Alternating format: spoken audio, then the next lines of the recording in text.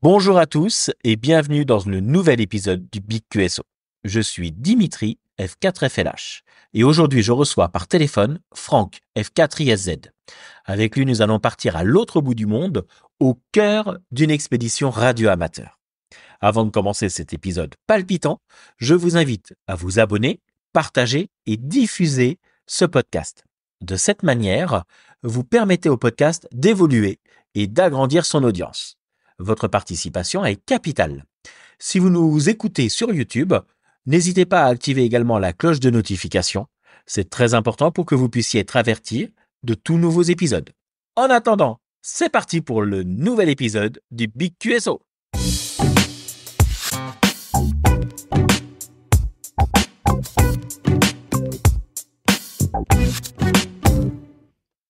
Salut Franck, F4ISZ, je te remercie d'être sur cet épisode du Big QSO au téléphone. J'espère que tu vas bien. Salut Dimitri, F4FLH, F4IZ, bien content de te retrouver. Merci pour cette invitation. Eh ben écoute, parfait. Est-ce que tu peux te présenter un peu, parce que moi je te connais, mais est-ce que tu peux nous parler un peu de tes débuts dans la radio? Oui, tout à fait. J'allais dire mes débuts en radio, puisque le radio-amateurisme, c'est important, mais ce qui compte, c'est de savoir un peu d'où on vient et comment on a découvert le monde de la radio. Tout à fait. Donc moi, je l'ai découvert dans les années 89. Fin 89, dans les années 89, j'ai un oncle qui m'a offert un poste CB, je savais pas ce que c'était. Et avec un copain, on a allumé ça, on a été sur différentes fréquences, et tout d'un coup, on a entendu l'alphabet international, Alpha Bravo Charlie, etc. Et le gars donnait tout simplement une ville, Bucarest ou Budapest, je sais plus. Et là, je me suis dit, bah voilà, ça peut porter très loin. C'est un langage radio, et la passion radio était née, tout simplement, et m'a jamais quitté. T'as attrapé le Donc fin virus la main. 89, j'ai démarré en CB, longue distance, DX, pendant plusieurs années. Et ensuite, un peu d'écoute radiodiffusion, l'écoute des bandes radio amateurs, également l'utilisation d'un programme radio 100% virtuel pendant plusieurs années. Et ensuite, le grand saut sur la préparation de la licence radio amateur.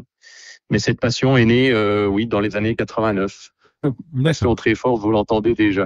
Oui, ça c'est clair, c'est très bien. Et pour passer donc de Cibiste à radio amateur, comment t'as fait? Comment ça s'est passé? T'as rencontré un radio amateur? Ça s'est passé? Tu t'en souviens comment ça s'est passé? Bah, tout simplement parce que j'avais des copains à CB qui envisageaient de faire le pas. Et donc, je me suis inscrit à un radio club local à l'époque de la licence novice, la F0. Ouais. Le problème, c'est que je m'y retrouvais les dimanches matins dans ce local, plus pour saluer les copains et leur demander s'ils avaient passé une bonne semaine que pour bosser réellement l'examen. Donc, en gros, je me suis pas pris par la main, je me suis pas botté les fesses, et ça ne pouvait pas aboutir. Ensuite, les années ont passé, famille, travaux maison. J'ai rénové une ancienne ferme vosgienne, le boulot, la vie de tous les jours, la spirale de la vie parfois. Et les années ont passé, et je m'en suis voulu de pas avoir été plus loin, de pas croire en moi. Et les années ont passé, et ensuite, ce qui m'a vraiment manqué, c'est à force d'écouter ces bandes radio amateurs, je me dis, et si un jour je pouvais prendre le micro et discuter avec eux. Carrément. Carrément. Et du coup, comment t'as préparé ta licence? Alors en fait, le réel intérêt pour moi des bandes radio amateurs était essentiellement la possibilité d'accéder à des bandes de fréquences beaucoup plus intéressantes pour faire du DX, d'appartenir à une grande famille radio, et aussi quelque part d'avoir le droit à l'antenne en tant que radio amateur. L'obtention de la licence s'est faite grâce à une opportunité en pleine période de Covid. Il y a l'ami Fabrice F4HTZ du Radio Club F4KLH du 71 qui a une super idée, une initiative de mettre en place des cours hebdomadaires par visioconférence sur Jitsi.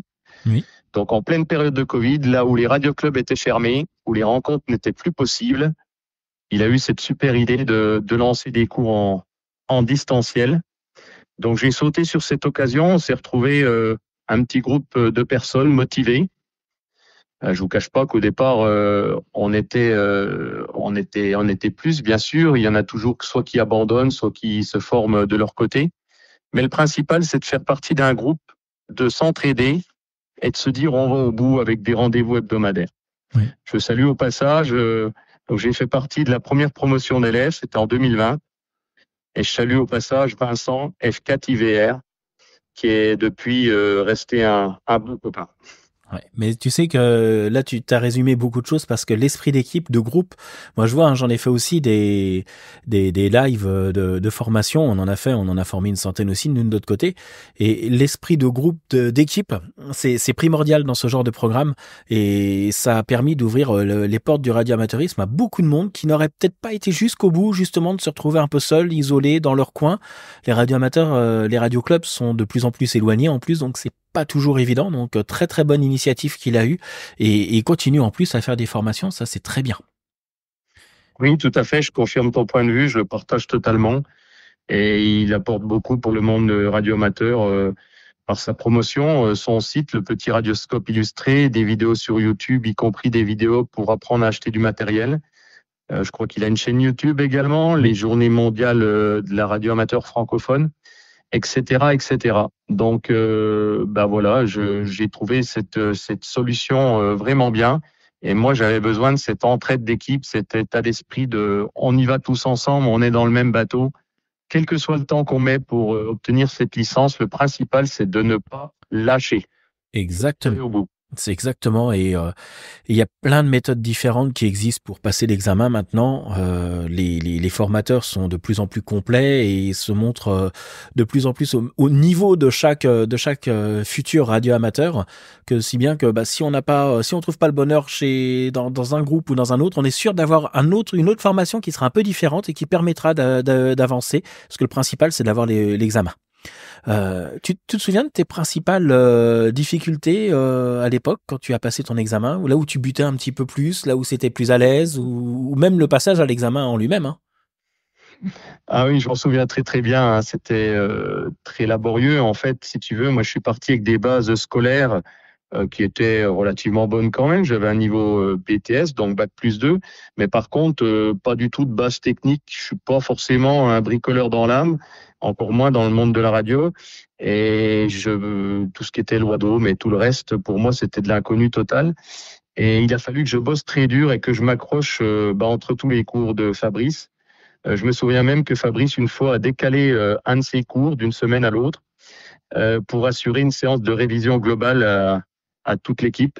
Et c'était pas principalement pour me viser, mais c'était pour m'aider parce que voilà, je craquais, je risquais d'abandonner. Et c'était vraiment trop dommage d'arrêter là. Donc, j'insiste vraiment sur cette force de cohésion en équipe, de se retrouver même en cours de la semaine, avant les lives de cours, pour faire des révisions ensemble. Oui. C'est vraiment primordial et c'est ce qui m'a permis de ne pas lâcher. Oui. Donc, moi, je suis allé au bout. J'ai bossé jusqu'au bout. Fabrice m'a dit, donc je l'ai passé au bout d'environ 7 mois. D'autres l'ont eu au bout de 3 mois, d'autres l'ont eu au bout d'1 an et demi. On s'en fout, c'est pas une course. Non. Le principal, c'est de la décrocher en une fois, en 2 fois, mais c'est de l'avoir. Et au bout de 7 mois, je l'ai passé. Et c'est con à dire, mais quand je suis allé à la NFR de Nancy, je me suis dit, je me mettais plus la pression de l'avoir pour en reconnaissance des copains qui m'avaient aidé que pour moi-même. Je me suis dit, ils m'ont tellement aidé, j'ai pas le droit de les décevoir, quoi. Oui. C'est fort ce que je vous dis là, mais ce que je te dis là, c'est fort, mais c'était réellement le cas. Et mon prof Fabrice m'avait dit, oh, tu verras, si ça se trouve, tu feras un meilleur score à la technique qu'en réglementation. Parce que la technique, il faut quand même apprendre les formules, il faut comprendre certaines choses. Il y a une part de logique, mais aussi de compréhension, tandis que la réglementation, j'allais dire, c'est du par cœur, c'est de la mémoire essentiellement, quoi. Oui. Donc je m'en sortais plutôt bien en réglementation et moins bien en technique. Et il me dit, tu verras l'examen, ça se trouve, tu vas avoir une meilleure note. Et fait est dit, j'ai eu une meilleure note en technique qu'à la réglementation. Tu te souviens de tes notes ou pas du tout? Alors, si c'était sur 20, non, je me souviens plus de tête, mais dans l'idée, c'était c'était un 13 et un 11 ou un truc comme ça. Je me souviens pas, je veux pas dire de bêtises, je l'ai plus en tête. C'est largement suffisant. En fait, ce qu'il faut savoir, c'est que moi, j'avais encore les points de pénalité. Oui. Donc, malheureusement, au moment de l'examen, je suis tombé sur une série qui me parlait pas du tout. Ça arrive. Alors, difficile ou pas difficile, en tout cas, elle me parlait pas. Donc, j'ai passé les questions en boucle. Et je me suis dit, panique pas, continue à passer. Il y a bien des réponses qui vont arriver. Et ça venait toujours pas. Et je commençais à rentrer 4 réponses. Et c'était vraiment pas évident. D'autant plus que c'était en pleine période Covid. Donc, j'ai passé un examen à la mode drive, ils appellent ça, dans ma voiture devant le centre NFR, tout seul. Ah oui, je m'en souviens de ça. Ouais. J'avais même fait une révision dans mon garage la veille pour me sentir au mieux dans mon mobile, c'est pour te dire. Ah ça, j'y avais pas pensé à dire ça aux Les élèves. conditions d'examen. Et en fait, à un moment donné, j'ai approché les 10 réponses. Et je me suis dit, le problème, c'est que je suis à peu près à 9 réponses. Si j'en donne une mauvaise, c'est mort. Avec la pénalité, je risque de pas passer la barre limite de la moyenne et de descendre en dessous. Donc, il faut que je réponde à 3 questions. Oui. Sur les 3, j'en aurai au moins une qui va me rapporter 3 points. Et même si les 2 autres sont fausses, j'aurai un -2, je serai à la moyenne. En fait, il a fallu que je fasse un petit calcul. Je te rassure, je l'ai fait ça aussi. a payé finalement, je sais plus, j'ai eu 12 sur 20 ou 13, je me souviens plus. Je veux pas dire de bêtises, mais c'est passé. Alors, pour la petite histoire, moi j'y suis allé, mais en calculant, parce que je suis pas du tout technicien. Donc j'y suis allé en calculant le nombre de points qu'il me fallait, et je me suis arrêté pour éviter de me prendre une douille à 31 sur 60. Tu vois, j'ai fait... C'est le même principe. Un point en plus, c'est tout ce que je voulais. Je voulais avoir mon examen, je cherchais pas à scorer. Et du coup, bah voilà, j'ai réussi à l'avoir. Alors que 4IRD, bah elle, quand elle a passé son examen, mais parmi tant d'autres, mais c'est vrai que c'était la première personne que j'ai coachée. Elle a été pour les notes. Et elle a profité d'avoir les -1 point et tout, et elle a fait 57 sur 60. Voilà, mais elle est pas technicienne non plus, elle s'est juste donnée à fond, elle a une tête scientifique que moi je n'ai pas, et elle a réussi à l'avoir, donc voilà. Mais moi je l'ai eu, et c'est ce que je dis à chaque fois, hein, si moi je l'ai eu, n'importe qui peut l'avoir l'examen maintenant. Hein. Ça c'est clair et net, et c'est beaucoup plus facile. Oui, mais en fait... moi, je m'étais entraîné en ligne, hein, bien sûr, hein, sur le logiciel qu'on connaît bien, Examen, et également un petit peu sur le site de la NFR. Mais là, bon, il y a beaucoup moins de questions. En fait, là, c'était un peu perturbant parce que c'était version papier. À la fin de la séance, il fallait mettre dans une pochette plastique, Covid oblige. Enfin, il y avait des restrictions quand même. Oui. Et puis tout seul dans son mobile, on a beau cerveau de sa voiture, on est dans des conditions d'examen un peu particulières. Oui. Mais j'ai été très bien accueilli. Je crois que c'était Madame Bailly, si je me souviens bien de son nom de famille. Enfin, vraiment très très bien accueilli. Et je lui dis, mais attendez, là, je vais pas avoir la réponse avant la fin de la semaine prochaine. Au moins, elle me dit, attendez, mardi, je regarde ça. C'était en fin de semaine. Mardi de la semaine prochaine, je regarde vos réponses. Et allez, je vous enverrai un petit SMS. Ouais. Et là, quand j'ai reçu le SMS, c'était un des plus beaux jours de ma vie. Tu m'étonnes. Voilà, là, c'est clair. Mais tu sais, tu as eu de la chance de le passer dans ta voiture parce que moi, j'ai eu un de mes élèves. Il l'a passé parce que la salle de classe était fermée. Donc, il a dû le passer, ce qui était complètement... D'ailleurs, ça n'avait aucun sens. Il l'a passé dans le hall d'entrée avec les gens qui venaient, qui sortaient, qui discutaient entre eux ou quoi que ce soit. Pour la concentration, c'était 0. Mais il a réussi à l'avoir. Bon, il n'y avait plus les -1 points. Mais il a réussi à l'avoir haut la main aussi. Mais il a dit que concentration, c'est pas évident quand c'est comme ça. Du coup, toi, t'es devenu radio-amateur. Et radio-amateur, plus précisément pour le DX, parce que toi, c'est vraiment une grande passion. Oui. Et tu as un palmarès assez important parce que t'es radio-amateur depuis 2020. C'est ça, 2020 ou 2021 2021. 2021. Ouais. 2020, préparation de l'examen du certificat d'opérateur. Donc, je crois que j'ai dû démarrer en mai, quelque chose comme ça environ. Hein. Oui.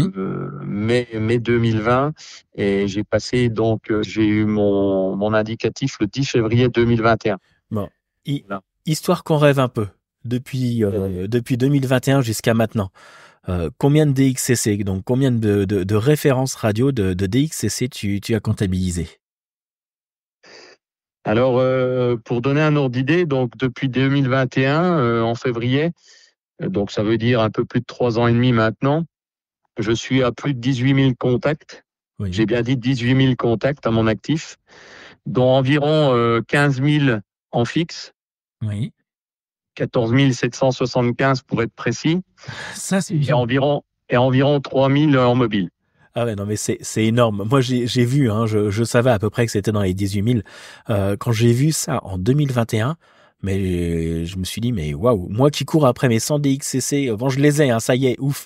Mais moi qui cours dessus, pour toi, c'était finger in the nose, quoi, limite. Hein. C'était ouf, vachement facile, toi, pour toi. Alors, les DXCC, je suis à 242 contactés. Je dis bien contactés, j'ai pas regardé les confirmés, hein, LOTW et autres.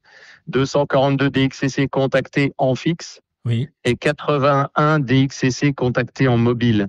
Voilà. En sachant que, bah voilà, c'est évidemment beaucoup de temps passé, de la passion, mais aussi parfois de la persévérance, pour pas dire de l'acharnement dans les pile-up et tout le reste, quoi. Non, mais Voilà, donc c'est clair. 18 000 contacts. Je vis ma passion évidemment à 300%. Et j'ai un copain qui m'a encore dit il y a pas longtemps, ça aurait été vraiment dommage toi que t'aies pas eu ta licence. Ah bah, c'est clair et net. Mais bon, tu sais quoi, je veux plus te parler parce que t'as le double de DXCC que moi, je veux plus. Voilà. Tu boules, tu raccroches. Je boule. En 11 mètres, tu chassais aussi autant que ça ou tu faisais un peu moins? Alors sur 11 mètres, je chassais également, sauf que, bah, disons à l'époque, j'étais autant mordu, voire plus encore. Enfin, j'étais plus jeune, on va dire, Oui. très passionné, déjà entre guillemets fou de radio. Je chassais également les pays. Alors, je sais plus par contre combien j'en ai confirmé ou contacté, peut-être de l'ordre de 140 DXCC, 140 pays à l'époque peut-être. Mhm. Mais je me souviens de moments exceptionnels avec des contacts insolites. Un mobile agricole dans les Landes, un casque bleu en ex-Yougoslavie, Oh, des liaisons avec Alexandro, malade asthmatique à Valparaiso au Chili, à 12 000 km de la France. Mes plus lointains contacts en Sibie étaient l'Indonésie et le Chili, environ 11 500 km. Voilà. Je me souviens également de nuits blanches quasiment. J'étais déjà un fou de radio, hein. Ah bah, carrément. Alors, j'ai deux petites questions là-dessus. Tu faisais partie d'un club cibiste à l'époque, même maintenant hein, d'ailleurs. Hein. Moi, j'ai mon vice-prés, il en fait encore partie. Hein. Alors, j'ai fait partie d'associations CB, de clubs CB. Bah, le premier étant les Zulu Kilo, qui est un groupe d'origine des Vosges, Oui. sans réelle structure, gratuit, etc. Très fraternel, qui avait été créé à l'époque par Zulu Kilo 99 Anne. Mhm. Voilà, les Zuki, les Zulu Kilo. Après, j'ai fait partie d'autres groupes. Je n'ai pas fait partie de grands groupes mondiaux, notamment les deux plus grands qu'on connaît. J'ai eu quelques propositions à l'époque, mais bon, je suis resté un petit peu indépendant par rapport à ça. Voilà. D'accord. L'essentiel pour moi était le contact radio. Ça n'empêchait pas la fraternité et l'objectif DX entre guillemets. C'est clair, c'est clair. Bon, moi, ce qui m'intéresserait là, parce que les chiffres sont impressionnants, comment tu fais pour réaliser autant de QSO comme ça? Alors, je vais prendre surtout en mobile, parce que en mobile, généralement, on conduit, mais toi, je pense que tu arrives à faire les deux. Est-ce que c'est en mobile, en genre portable? Comment tu fais pour faire autant de trucs? Alors, il y a une notion qui est importante, c'est que quand je dis en mobile, c'est pas en mobile roulant, hein. D'accord. Le contact en station mobile est interdit. On n'a pas le droit de trafiquer comme téléphoner en roulant. La notion est, comment dirais-je, n'est pas forcément parfaitement précise dans le sens où il faut toujours rester maître de son véhicule. En gros, c'est ça, quoi. La règle, c'est ça, rester maître de son véhicule. Donc, je ne trafique pas en roulant. Mais par contre, en mobile arrêté, c'est-à-dire quand on dit en mobile, en fait, c'est que l'installation, elle est sur le véhicule. C'est-à-dire que l'antenne, elle est fixée sur la voiture euh, et qu'à tout moment, on peut monter dans le véhicule, sortir du parking ou du bas-côté et repartir en roulant. Ça s'appelle du trafic en mobile. Ok, Par contre, c'est comme si ça qu'on sur fait. ce même parking, c'est ce que j'ai appris dans les cours avec Fabrice, sur ce même parking, si vous mettez un trépied et une antenne dessus avec un bout de coax jusque la voiture, là, on est en portable. Alors, tu vas me dire, on est au même endroit, le même QTH, Oui. mais C'est on devient portable dans la mesure où la station, il faut la remballer, il faut redémonter quelque chose, on peut pas tourner la clé et partir direct avec la voiture. Alors ouais. Alors effectivement, il faut toujours être maître de son véhicule et ça peut être un problème pour les assurances. Si un jour il y avait une collision ou quoi que ce soit, pour dire ah oui mais là t'étais au micro pas bien, t'avais pas le droit parce que faut que tu restes maître de ton véhicule. Mais rien ne t'empêche de trafiquer en mobile roulant. Il y a d'ailleurs alors on m'a donné faut que je vérifie ça parce que donc je mets ça vraiment au conditionnel. Mais j'ai un article de loi qui m'a été donné par une personne qui est officier de police qui dit que la radio n'est pas considérée à proprement dit comme un téléphone portable. Par contre, effectivement, il faut toujours rester maître de son véhicule. Alors, ce qui est bien maintenant, c'est que tu as beaucoup de postes. Je pense par exemple le 705, je pense de chez Guillaume. Bon, c'est du QRP, donc c'est un peu léger, mais tu as plein de postes mobiles pour de la VHF, UHF qui utilisent du Bluetooth. Et donc, du coup, on a toujours les mains sur le volant, on est toujours tranquille dessus pour du mobile à ce niveau-là. Voilà. Mais effectivement. Et du coup, en station. Alors, oui. Bon, je vais le dire quand même, mon plus beau contact, je l'ai fait en mobile roulant. Pas longtemps, je me suis vite arrêté, mais j'ai décroché le QSO avec Zulu Lima 4, Romeo Mike Foxtrot, Mr. Ron, Oui. Nouvelle-Zélande, Oui. environ 19 000 kilomètres quand même.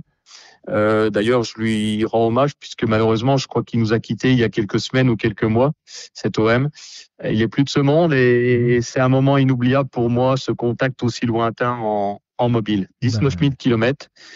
Donc, je suis très actif. Je suis également actif en mobile, normalement tous les midis de la semaine, sauf le vendredi, pendant ma pause du boulot.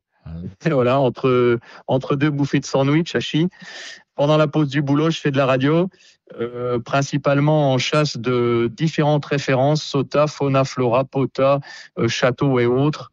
Voilà, je chasse un peu toutes les références, essentiellement SOTA et POTA, et Fauna, Flora. J'ai une super installation mobile, j'ai pas peur de le dire, c'est une installation qui a été faite à 2 reprises par mon ami Vincent F4 IVR du 68 de l'Alsace. Oui. Encore un grand merci à lui. Alors, mon installation, elle est composée d'un poste ICOM MK2G, 100 watts en émission, donc la puissance maximale du poste, et d'une super antenne mobile australienne qui s'appelle la Codan 9350. C'est une antenne à syntonisation automatique qui permet de couvrir la bande HF.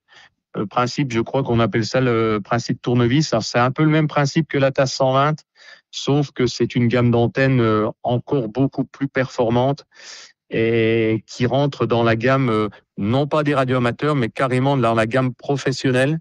Okay. C'est utilisé en utilitaire, peut-être même dans l'armée. La police en Australie l'utilise, etc., etc. D'accord, ok. Comme ça, parce que je vois à peu près l'antenne que c'est une antenne qui est quand même assez imposante pour du mobile, hein. Oh. C'est costaud. T'as quoi comme voiture? Parce que si tu me dis une Twingo, là, je te crois pas. Ouais, très bonne question. Bon, j'ai un utilitaire, hein, c'est un Peugeot Expert. Donc, elle est fixée sur la porte arrière. Ouais. C'est une antenne qui fait avec le grand brin environ 2,50 m et près de 6 kg. Donc, il a fallu renforcer la porte, 5,8 kg exactement. Carrément. Et je parle quand même de coût parce que c'est une antenne qui est difficilement accessible en achat, quoi, en coût. En neuf, j'ai eu du mal à la trouver sur le marché. La seule offre que j'ai vue, c'était un revendeur en Hollande, je crois, c'était entre 1200 et 1500 € quand même en neuf. Et on peut la trouver d'occasion aux alentours de 700 €. Oui. Moi, j'ai eu la chance de l'acheter 500 € d'occasion en très bon état. Et en plus, avant d'avoir ma licence radioamateur. Donc, je me suis dit, c'est ça qu'il me faut, je saute dessus. Et elle est tellement bien que j'ai investi dans une deuxième antenne du même type que j'ai en stock ici et que je compte tester en station portable, alors avec un super plan de sol, etc. Enfin, il y a tout un cheminement derrière d'essais et de tests, mais c'est une antenne vraiment formidable, quoi. Voilà. Nickel. Bon, alors 18 000 contacts comme ça représente un temps énorme. Tu as déjà calculé à peu près le nombre d'heures par jour que tu consacres à notre passion commune? Alors, juste une petite précision par rapport à ta question précédente. Ceux qui veulent en savoir un peu plus sur mon antenne, je suis passé en live sur YouTube à une journée mondiale des radioamateurs francophones avec Fabrice. Ouais. Vous tapez sur Internet JMRAF, Juliette Mike Romeo Alpha Foxtrot 2022, épisode 2. Et c'est sur YouTube. La vidéo démarre en ce qui me concerne à la 57e minute. Voilà, ça c'est juste pour ceux qui veulent en savoir un peu plus sur l'antenne. Ah bah, carrément. Alors le temps passé, donc je reviens à ta question. C'est la question qui fâche, surtout pour madame. Alors j'ai envie de te répondre Joker, mais je vais pas me dégonfler, je vais quand même essayer d'y répondre. On lui dira. J'y passe évidemment beaucoup trop de temps. Hein. Quand je dis beaucoup trop de temps, ça peut aller jusqu'à 95% de mon temps libre. Donc il reste plus grand-chose pour le reste, tu l'as compris. Donc je me mets en danger sur le plan familial, sur le plan des loisirs, sur le plan de beaucoup de choses.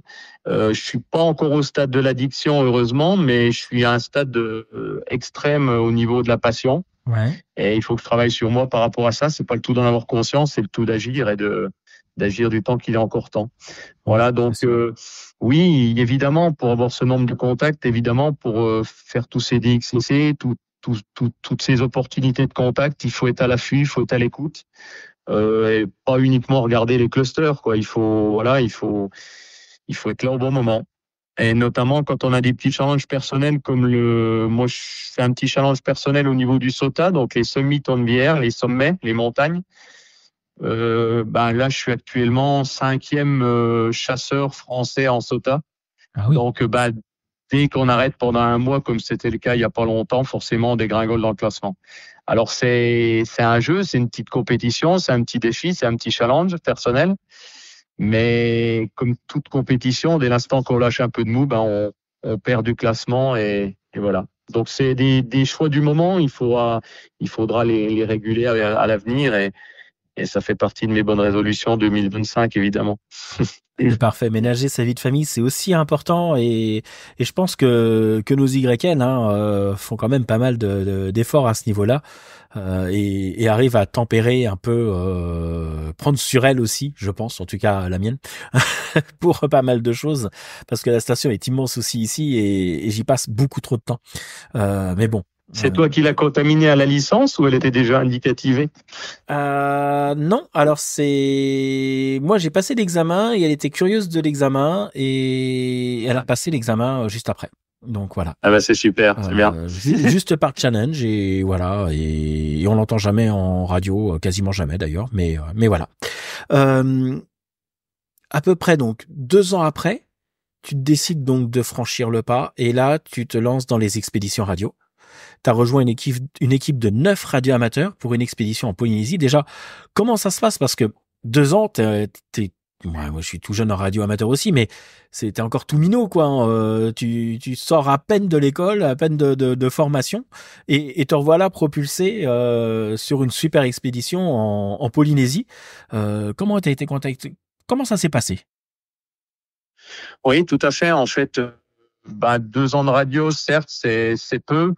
Après, j'étais relativement actif, donc j'ai rencontré quand même pas mal de monde, aussi bien sur l'air, d'ailleurs sur le plan national en France, que sur les salons. Je faisais pas mal de salons quand même. J'ai fait Friedenstaffen assez rapidement, pour pas le citer.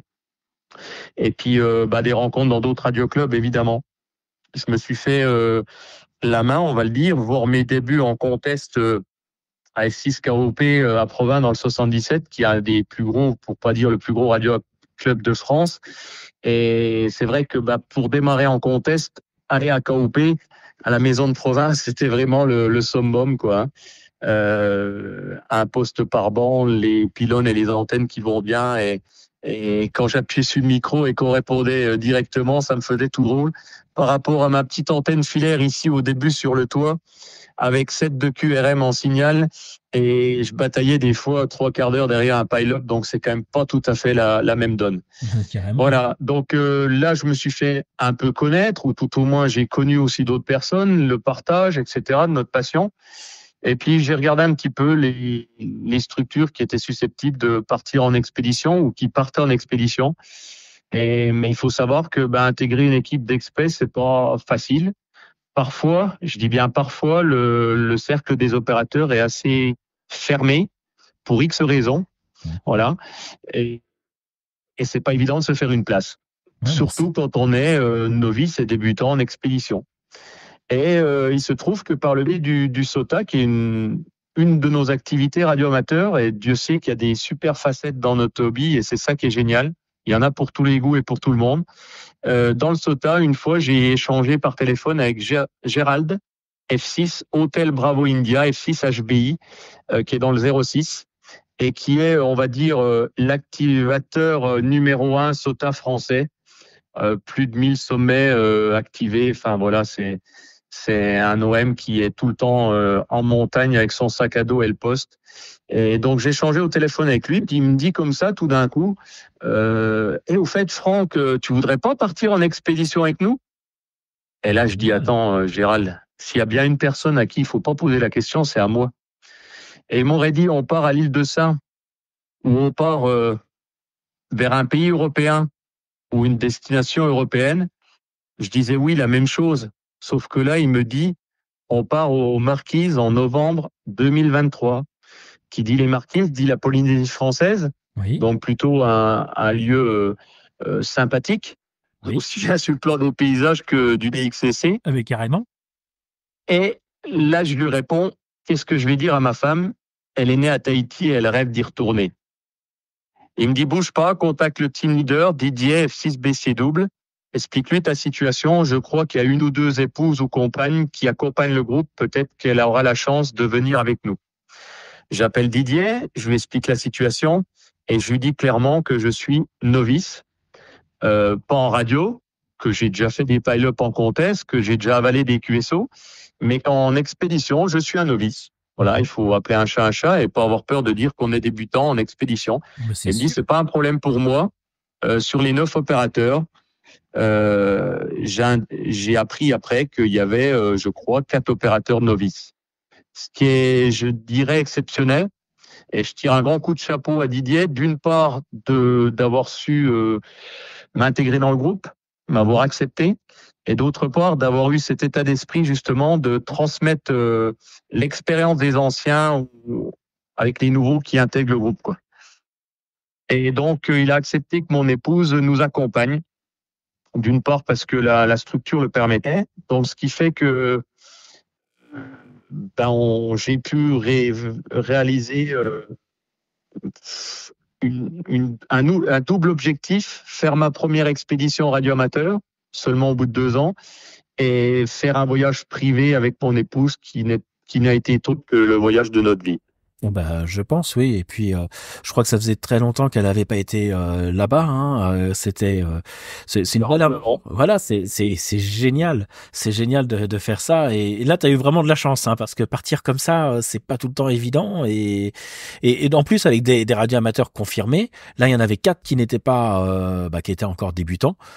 C'est effectivement ça, c'est transmettre le savoir et savoir épauler les autres, parce que on pense que c'est juste le pilote. Non, il y a aussi le trajet, parce que on rejoint pas la Polynésie comme ça, on met pas 3 heures pour y aller. Il y a l'esprit de groupe, l'esprit de collectif qui joue aussi, et il suffit qu'il y ait une personne qui a du mal à s'insérer dans le groupe pour dénaturer un peu le voyage et faire perdre pas mal de choses. Donc voilà, et puis ça a été une belle aventure, je crois que là t'as pu réaliser un très très bel objectif.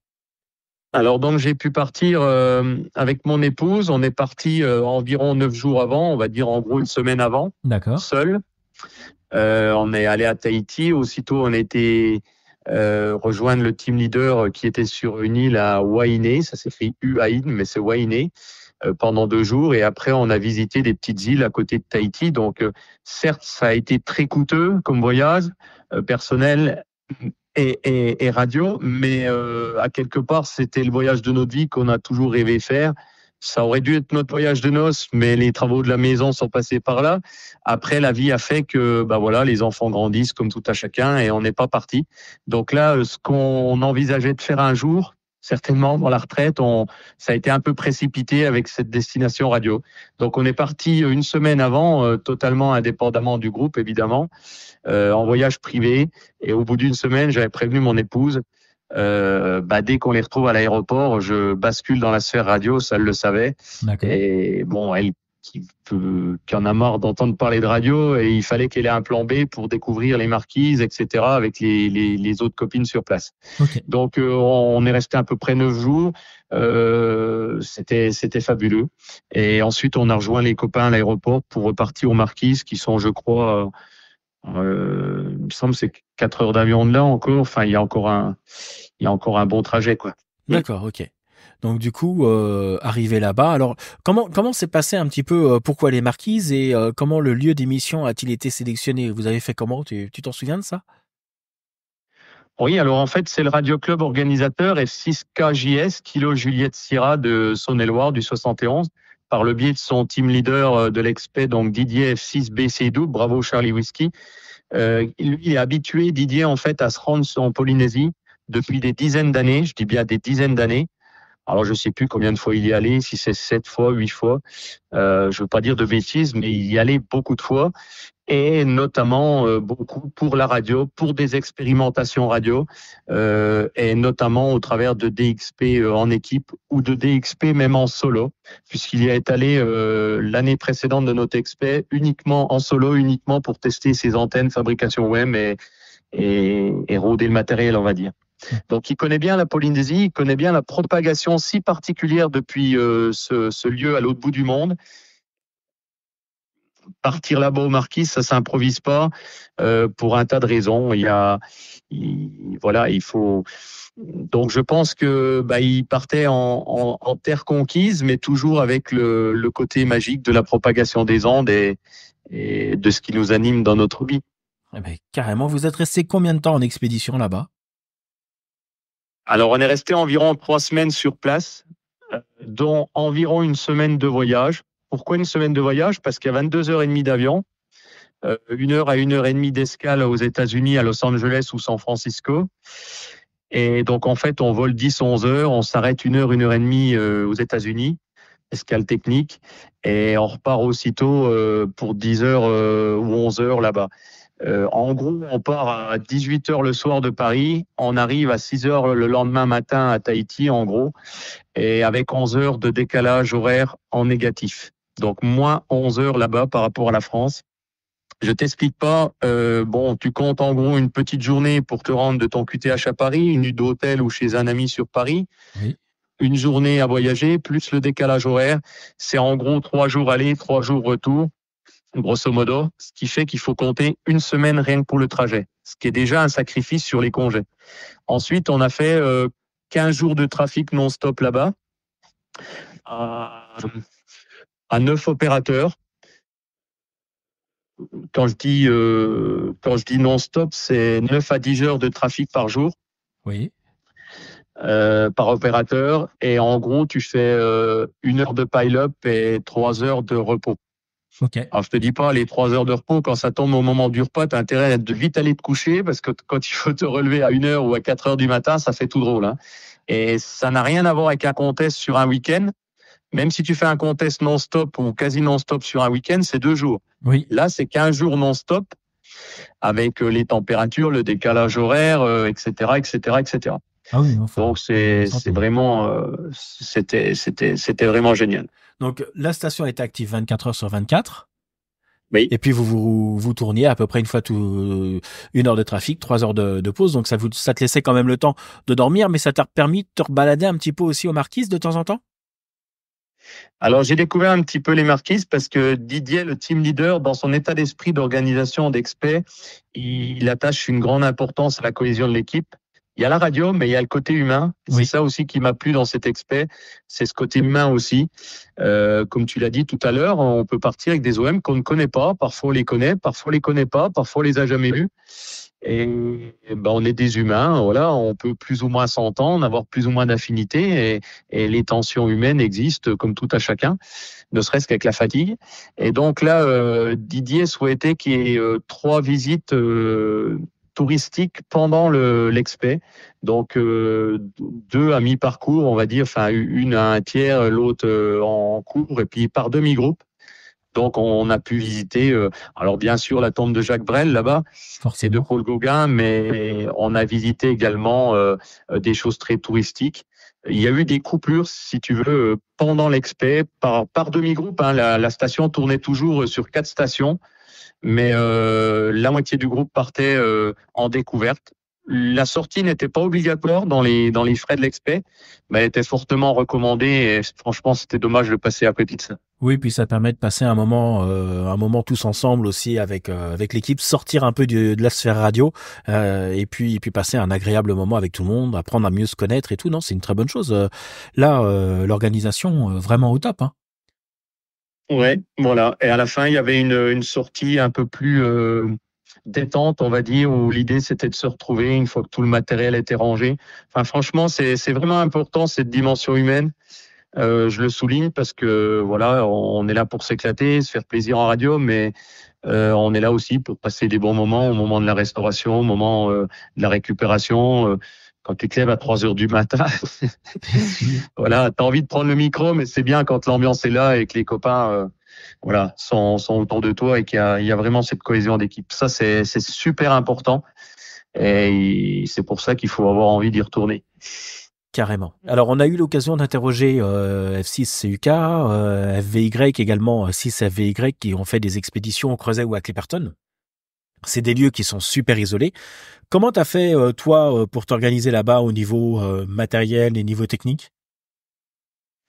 Alors, au niveau des deux personnes que tu as citées, je connais bien sûr de nom les îles de Crozet et de Clipperton. J'ai un peu suivi leurs expéditions. J'ai encore pas écouté le podcast, par contre, je vais aller l'écouter prochainement. Mais difficile de répondre à ta question parce que j'ai qu'une petite expérience en DXP. Donc, je sais pas s'il est plus facile ou non d'organiser une expé en Polynésie. Il faudrait tout simplement que je demande à Thierry ou à Laurent de m'emmener avec eux la prochaine fois pour pouvoir comparer. Achille. Ce que je suis certain, c'est qu'une expé, euh, cette expé, elle a été vraiment bien préparée par Didier depuis longtemps, en s'appuyant d'une part sur ses expériences passées en Polynésie et d'autre part, il a côtoyé des radioamateurs là-bas ou dans le cadre d'autres experts en Polynésie, et notamment des radioamateurs de renommée mondiale qui ont été des team leaders d'experts et autres. Donc ça, il se basait sur son retour d'expérience pour la montée. Et dans le cadre de l'organisation de l'expert, on a ce qu'on appelle un carnet du DXP qui est fait totalement par Didier, où il y a vraiment tout, quoi. Hein. Ça va de des petites fournitures qu'il faut prendre avec soi perso, Oui. des recommandations jusqu'à le planning, alors bien sûr le plan de bande de fréquence, mais surtout le planning des opérateurs. Enfin, je sais plus combien il fait de pages, mais c'est vraiment un book, quoi. Ouais. Mais il a bien C'est préparé. très très bien fait. Ça lui prend énormément de temps. Je dis pas des dizaines d'heures, mais je pense des milliers d'heures. C'est impressionnant le boulot qui est fait en amont dans la préparation. Cette expé, elle a été préparée au moins un an avant par Didier et d'autres. Hein. Il a su s'accompagner aussi, mais essentiellement Didier. Et c'est indispensable. Alors certes, quand on y est déjà allé, on a des bases. Certes, quand on y retourne, ça aide, mais ça fait pas tout. Et il faut. Moi, en fait, je me suis laissé guider en pleine confiance. Oui, c'est ce qu'il faut faire. Je te cache pas que ça reposait quand même en grande partie sur un homme. Ça m'a traversé aussi l'esprit. Hein. C'est quand même beaucoup de responsabilités, d'organisation et même le jour J au moment du départ. Mais ça s'est bien passé et j'en garde un super souvenir. Question, alors forcément là-bas en Polynésie, on s'imagine à temps toujours ciel bleu et des belles plages et tout ce qu'il faut, mais je pense que tu as dû avoir quand même des conditions un peu particulières. Je pense entre autres à la chaleur. Comment ça s'est passé là-bas? Alors en fait, déjà Tahiti, pour dire l'île de Tahiti, il y a qu'une plage de sable blanc, je crois. C'est beaucoup des plages de sable noir, donc c'est moins paradisiaque, on va dire, tout au moins visuellement parlant. Les Marquises sont encore beaucoup plus montagneuses. Hein. C'est très verdoyant, très montagneux, très escarpé. Donc, il faut savoir qu'il y a l'aspect météo, certes, à prendre en ligne de compte. Alors parfois certains disent il y a une période où il y a plus de pluie, moins de pluie, plus de vent, moins de vent, etc. C'est pas évident à gérer ça, parce que maintenant les prévisions météo d'une saison sur l'autre, d'une année sur l'autre, elles peuvent varier. Nous, ce qu'on a surtout regardé, enfin, je pense que Didier a surtout regardé la période de propagation la plus propice, la saison la plus favorable aux ouvertures de propagation. D'ailleurs, il y a des tableaux qui ont été réalisés avant par WACAP et autres pour en savoir les ouvertures par bande, ce qui était le plus intéressant en fonction du moment. Mais certes, il fait très chaud là-bas. Donc, pour te donner un ordre d'idée, on a installé, par exemple, une antenne quad en haut de la montagne, au-dessus du gîte où on était là, de l'endroit où on était. On a passé un après-midi à installer la quad. C'est à 35 degrés, enfin en ressenti 35 degrés, en plein soleil. Heureusement qu'on avait une superbe vue sur le port d'Ivaova. Pour nous remonter le moral, pour tenir bon. C'est vraiment des conditions très éprouvantes. Pour te donner un ordre d'idée également, pour amener le câble coaxial jusque ce point haut là dominant, il y avait à peu près 80 mètres de câble coaxial jusqu'au chèque. Et il a fallu embaucher un marquisien avec sa débroussailleuse, son coupe-coupe dans la brousse, j'allais dire, pour pas dire dans la jungle, quoi. Donc en talus à 35 degrés, enfin c'est mémorable. C'est vraiment pas simple. Ça n'a rien à voir avec une verticale monobande qu'on plante dans une plage de manière assez aisée. Carrément. Mais du coup, ça t'a quand même donné l'envie d'y retourner parce que d'après ce que j'ai compris, là, tu as un nouveau projet, tu t'apprêtes à repartir. Tu peux nous en dire un peu plus? Oui, alors je peux. Alors juste une précision par rapport à la météo, on a également dans l'équipe un opérateur qui est routeur météo par sa profession. Alors ça fait pas tout, mais ça peut donner des bons petits coups de main. Hein. Il accompagne des bateaux en mer, donc il sait un petit peu analyser la météo du moment. Elle est nuages, par exemple. Oui. Je fais un petit clin d'œil au passage à Michel, Fox 5, Lima, Romeo, Lima, F5 LRL, Michel. Voilà. Oui, donc j'ai effectivement plus qu'un projet, puisqu'il est validé pour moi d'y retourner. Je savais que c'était dans les cordes de Didier d'éventuellement retourner là-bas une dernière fois. Sauf que quand il me l'a annoncé, moi sur le coup, je lui ai dit à 80% c'est non. Pour différentes raisons. La première, c'est que je me suis dit, il y aura moins d'intérêt, c'est le même QTH, etc. Un peu comme si on retournait au même endroit en vacances. Là, on retourne au même endroit en radio. Donc, je me suis dit, il y aura moins d'intérêt. Et après, il y a le côté financier, évidemment. C'est quand même un voyage, une expé comme ça. Pour donner un ordre d'idée, il faut compter un budget de 3 500 € tout compris, sans compter les faux frais, les surprises autres.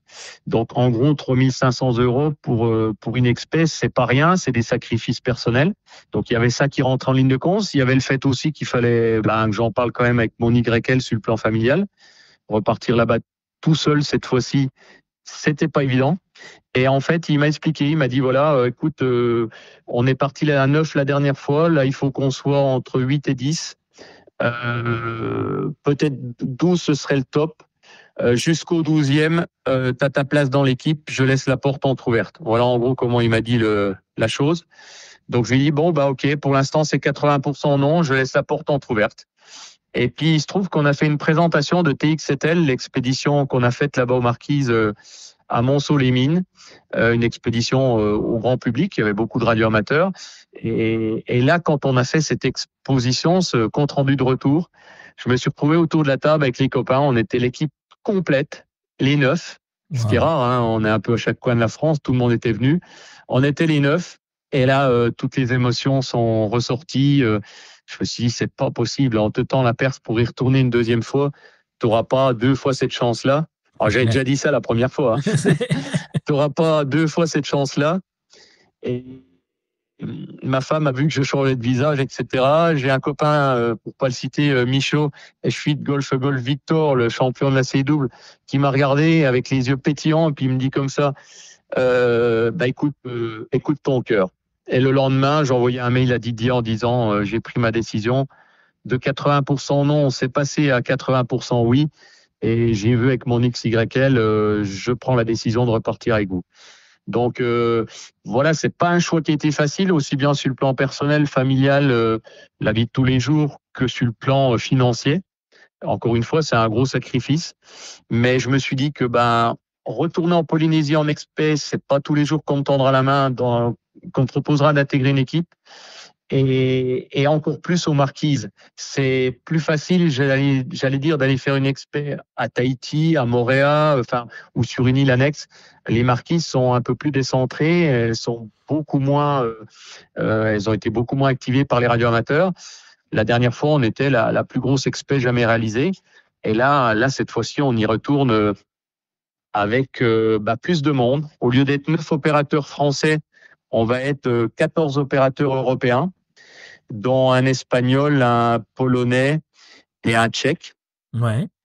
Un Tchèque qui allait d'ailleurs activer l'île de Mafia en Tanzanie, Vlad.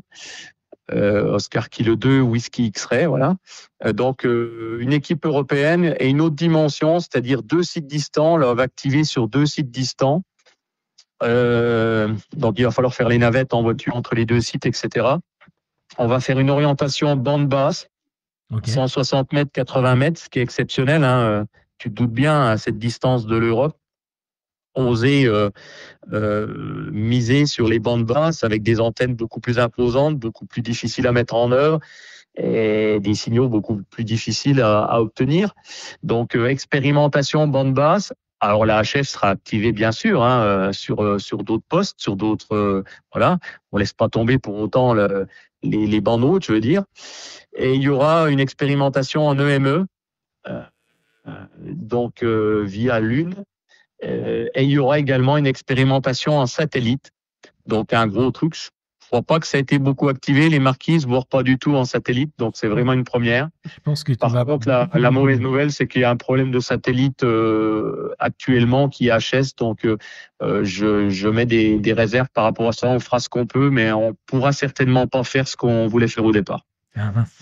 Bon, après il y en a tellement de satellites. Alors je dis il y en a tellement, mais ça retombe. Hein, on a perdu les satellites israéliens là qui sont retombés dans l'atmosphère il y a pas très très longtemps. Oui. Mais il y en a d'autres qui vont arriver et l'AMSAT fait un travail tellement formidable avec les SAT que là-dessus, je pense qu'on aura peut-être des belles surprises, en tout cas des autres projets comme ça. La date est déjà fixée? Oui, la date est fixée, les indicatifs sont arrêtés et validés, on a reçu nos licences. La date, l'activité se fera du 12 au 27 janvier 2025, donc c'est-à-dire très bientôt. Moi, en l'occurrence, je pars le 9 et je reviens le 27. Je repartirai un tout petit peu, voilà, pour des raisons personnelles. L'activité se fera du 12 au 27 janvier 2025. L'indicatif principal sera TX7 November. Oui. Tango X-Ray 7 November. Donc ça, c'est pour l'activité pendant les 15 jours. Il y aura également 3 autres indicatifs. Tango X-Ray 7 Mass, Mike Alpha Sierra. Tango X-Ray 7 Mass, Mike Alpha Sierra. Donc M comme Moon, la Lune. A comme Hand et S comme satellite, Moon on Satellite. D'accord. Voilà. Il y aura également TX7 Whisky pour le Worldwide 160 mètres contest en C-double. Génial. Voilà. Et il y aura également, je me trompe pas dans les indicatifs, il faudra vérifier, je fais ça de mémoire. Et il y aura également TX100 REF. TX100 REF pour la Coupe du REF, à la période de la Coupe du REF CW, et également bien sûr pour fêter les 100 ans du REF, avec l'accord bien sûr de sa présidente Christine. Donc voilà, c'est 4 indicatifs pour une seule grande expédition, un grand mouvement humain, un grand mouvement radioamateur et bien sûr des moyens humains et financiers très importants. Oui. C'est pour te donner un ordre d'idée, là, on vient de faire partir une caisse maritime pour éviter les importants frais d'avion. Donc, il y a une caisse maritime qui a été fabriquée en Bourgogne, une caisse bois de 3 mètres cubes, c'est pas rien. Non. Elle est montée au Havre. Elle vient de partir le 12 octobre dernier, donc il y a quelques jours depuis le Havre, en direction des Marquises, de Tahiti et ensuite des Marquises. Je crois qu'elle va mettre environ un bon mois pour voyager en bateau. Pour donner un ordre d'idée, il y a environ 3 000 euros de matériel dedans. Je crois que la caisse doit peser entre 450 et 500 kilos. Ouais. Et le coût du fret, rien que pour la caisse, c'est de l'ordre de 5 000 euros aller-retour. Tout ça pour vous dire que ça représente quelque chose. On est déjà rien que pour la caisse à 8 000 euros. Ça représente des budgets conséquents. C'est clair. Un investissement important. Et bien évidemment, je profite de l'occasion qui m'est donnée pour faire un appel aux dons à tous les radioamateurs, radioclubs et autres associations radioamateurs de se joindre à nous pour nous aider. Alors, il n'y a pas de petite somme, 10 euros, 15 euros, 20 euros à titre individuel. C'est hyper important. J'insiste sur le fait que tout notre voyage, billets d'avion, nourriture, hébergement est entièrement pris en compte à notre charge, évidemment. Par contre, tout le fret, le transport du matériel, la voiture sur place pour trimballer les bonhommes et le matériel, tout ce qui est lié proprement à la radio, à l'expédition radio, est couvert par les sponsors. Donc, on a un besoin important de sponsors et de dons. Allez tout simplement sur le site tx7n. .com, Tango XRS7 November.com. Là, il y a pas mal d'informations sur notre activité et Dimitri mettra également les liens de nos pages Facebook, sites internet et autres. Avec voilà. grand plaisir. Je me permets de faire un appel aux dons parce que bien souvent, on se dit ils y vont, ils ont choisi d'y aller. Certes, c'est un choix personnel, c'est un sacrifice financier personnel. Mais c'est pour nous faire plaisir. Quelque part, celui qui est au fond de son fauteuil en France ou à l'autre bout du monde et qui est content de faire pour la première fois les Marquises en DXCC ou sur une nouvelle bande, il est content aussi de nous avoir. Donc, participer à nous aider, ça peut être le bienvenu. C'est le bienvenu. Et je vous encourage à le faire et je vous en remercie par avance. Voilà, je ferme la parenthèse. À toi, Dimitri. Non, mais t'as bien fait parce que effectivement, on s'imagine qu'une expédition, c'est ils sont partis comme ça en vacances ou autre. Déjà, c'est des vacances certes parce que c'est quand même un milieu paradisiaque et puis il y a du bon temps aussi à se donner entre eux. On va pas charbonner là-bas non plus, ça c'est clair. Mais il y a aussi l'aspect de faire plaisir aux gens. C'est un peu le ressenti que j'avais eu avec CUK quand il m'expliquait un petit peu sa première expédition.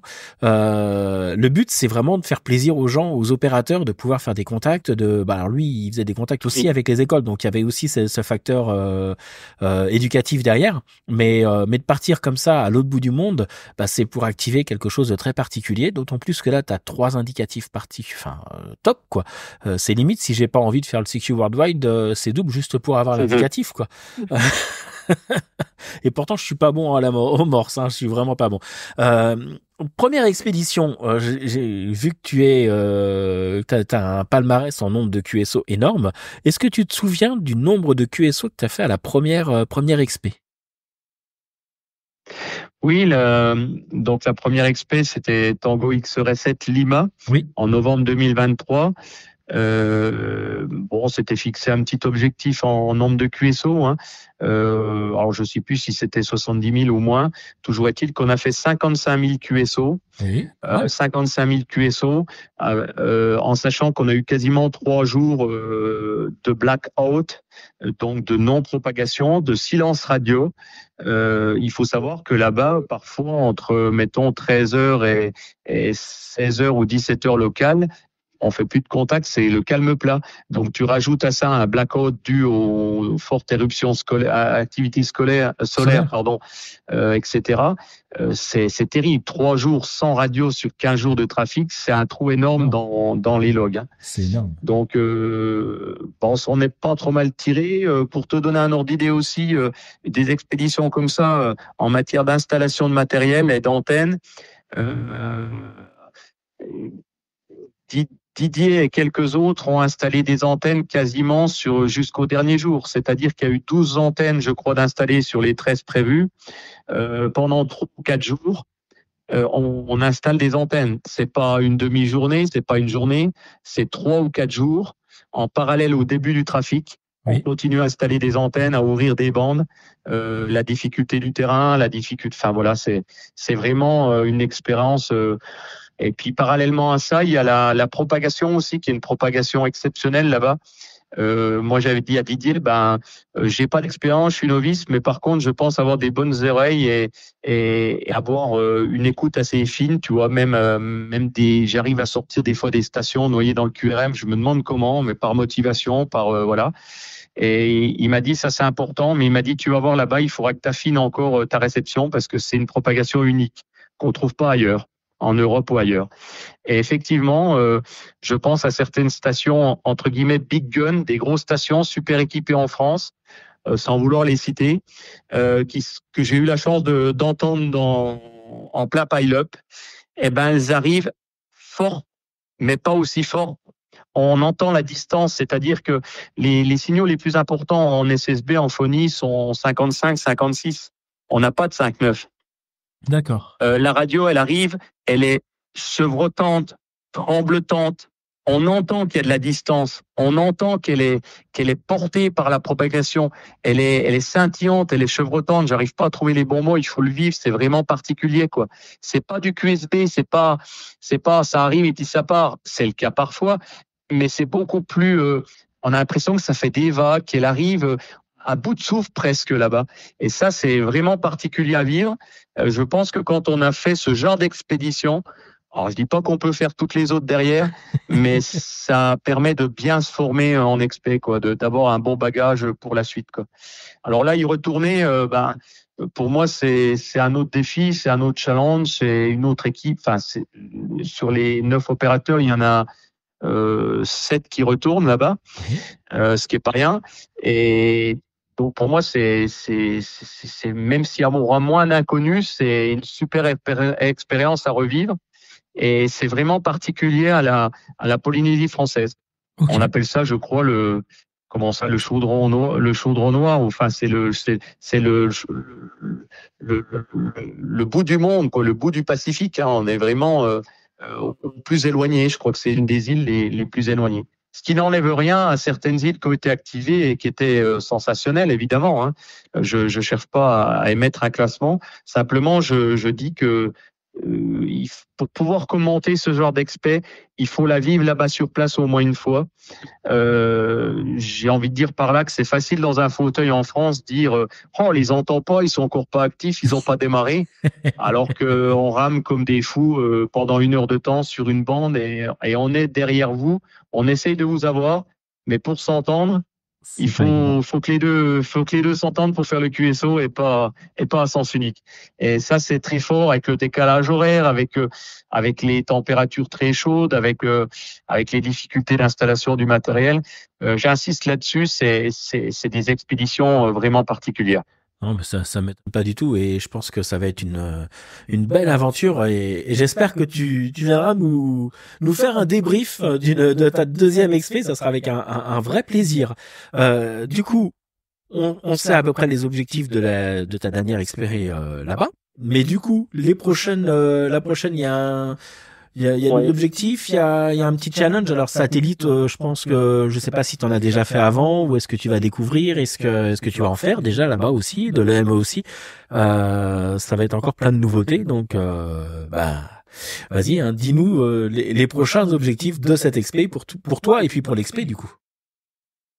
Alors à titre personnel, je n'ai jamais fait de ME ni de satellite, donc ce sera une découverte pour moi. C'est ce qui fait la richesse de notre hobby, c'est le partage entre OM. Hein, il en faut un peu pour tout le monde. Il faut savoir aussi qu'en matière de mode de trafic, il y a une répartition qui est tenue et qui essaie d'être respectée. C'est-à-dire qu'on veut pas avoir une dominance de votre data. Didier y tient et je pense qu'il a raison. On veut pas dénaturer le trafic, c'est-à-dire après on est pour ou pas ou contre le FT8, etc. Mais moi je pense que c'est pas le mode FT8 qui pose problème, c'est tout simplement la manière dont on l'utilise et si on l'utilise de manière excessive, quoi. Je veux dire par là, moi, le FT8, par exemple, m'a permis de confirmer l'île de Crozet avec l'OM que tu as cité tout à l'heure. Sans ça, je n'aurais pas pu le faire parce que j'avais pas de bons moyens d'émission et de réception, mais j'ai réussi à confirmer ce DXCC comme ça. Donc, c'est surtout l'utilisation qu'on en fait. Et là, nous, on essaye d'avoir en gros, 30% de phonie, ou 30 ou 40% de phonie. En gros, 30, 30, 30, quoi. 30, 40, 40. On va dire 30% phonie, 40% C-double, 40% FT8, par exemple. Le FT8 a servi, FT8, FT4, FT8 a servi, par exemple, quand il y avait peu de propagation. Ça permettait d'avoir au moins de l'activité en fond. Ça a permis aussi à des OM de confirmer les marquises alors qu'ils ne l'auraient pas fait autrement. Ça a permis aussi d'évaluer la montée de la propagation, les ouvertures de propagation. Dès que les signaux montaient un petit peu en FT8, moi ou un autre, je prévenais l'équipe et aussitôt on envoyait des opérateurs CW. Et si les signaux montaient encore un peu plus, des opérateurs SSB comme moi avaient l'énorme chance de pouvoir prendre le micro en phonie, ce qui n'est pas toujours évident, hein. Voilà. Les objectifs pour la prochaine expédition sont en quantité de contacts, on se base sur environ 70 000 contacts. Il y aura plus d'opérateurs, mais bon, ça va dépendre de tellement de facteurs. La multiplication de l'orientation bande basse, c'est 160 mètres et 80 mètres, ce qui n'est pas rien. Oui, c'est sûr. La difficulté d'activer 2 sites différents et de bien les gérer en parallèle.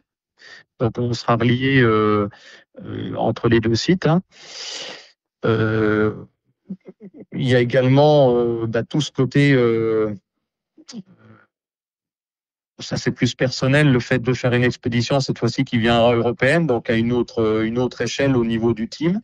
Ça peut être intéressant puisqu'il y a la barrière de la langue, hein. Il y a 2 ou 3 opérateurs qui parlent uniquement l'anglais.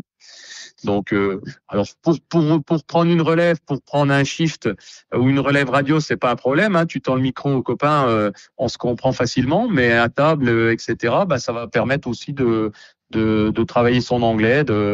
Voilà, ça c'est le côté culturel et intéressant de cette expédition aussi. Et puis le reste, il y a une part d'inconnu, la propagation, les éventuels blackouts, les éventuels problèmes techniques. On espère qu'on n'aura pas de casse matérielle, qu'on n'aura pas de problème de santé dans l'équipe, parce que ça, on n'en parle pas souvent, mais il faut en tenir compte. Oui, aussi. Et voilà, et que vive la radio et que l'aventure continue. On y arrive bientôt. Ça commence je vois ça au fond du couloir, là, ça arrive. Ouais, là, c'est en janvier, là, c'est demain, quoi, quasiment, hein. C'est c'est demain. Après, il y a une très grosse préparation en amont, hein, et de la part de réalisation des antennes à 90% fabrication maison par le Radio Club F6 KJS de Saône-et-Loire, notamment par Didier F6 BC double et Jean-Michel F6 FMC qui ont énormément bossé sur les antennes et sur les tests d'antennes. C'est pas le tout de les fabriquer, il faut les tester en grandeur nature. C'est ça. Et il faut savoir que là-bas, on n'a pas du tout le même type de sol, donc on a un sol qui est beaucoup plus volcanique, oui. Notamment en matière de boîtier POG ou de choses comme ça. On a pu s'en rendre compte la première fois, c'était loin d'être efficace. On a mis des antennes de réception pour les bandes basses qui n'ont pas forcément donné ce qu'on attendait.